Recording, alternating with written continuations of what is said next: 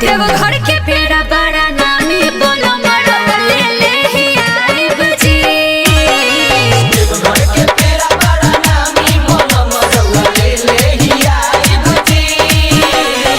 ले ले ही आइब रउआ लाही भुलाइब, ले ले ही आइब रउआ लाही भुलाइब। देवघर के पेड़ा बड़ा नामी बोलो मरवा ले ले ही आइब जी।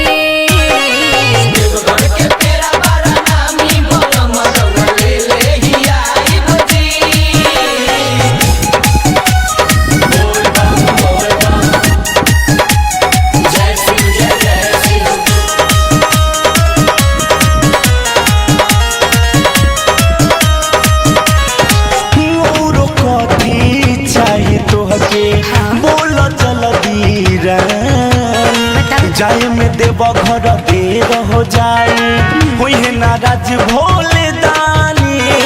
फल ले आई बा, प्रसादी ले आई, बाबा के आशीर्वाद भी लेते आई।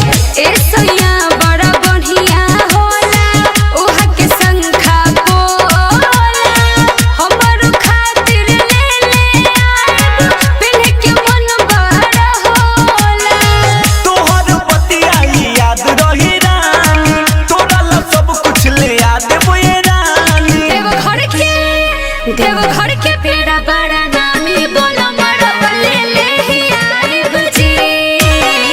देवघर के पेड़ा बड़ा नामी बोलो मरवा ले ले ही आइब जी।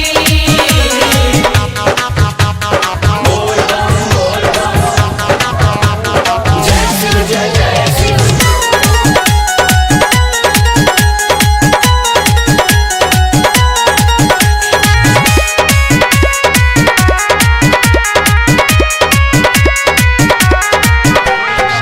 भोला जी से अरज लगावो जोड़ के दोनों हाथ हो, पहिले हम जल चढ़ाइब तब पुराइब तोहर आस हो। समझ लो बोला